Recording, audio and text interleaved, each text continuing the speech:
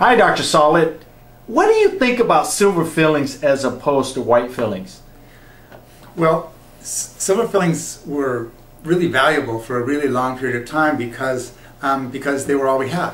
There's probably billions of those things out there in the world. But in the last 20 years, particularly in the last 10 or 15 years, there's been advances in technology that make the white fillings so much better.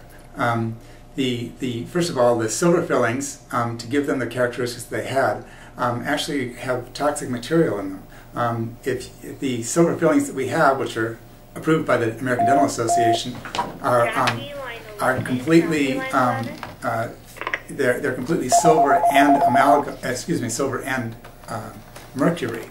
Okay, so silver fillings are considered toxic waste before they go in and after they come out. So they have to be handled specially. So, I mean, they aren't going to get you, but I still would recommend getting the white fillings. Secondly, they're much more conservative. Probably 9 out of 10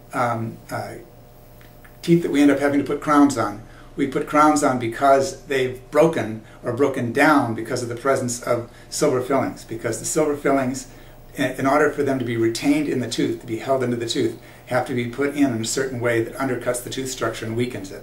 The white fillings tend to strengthen the tooth structure and bond it together, so that's really good.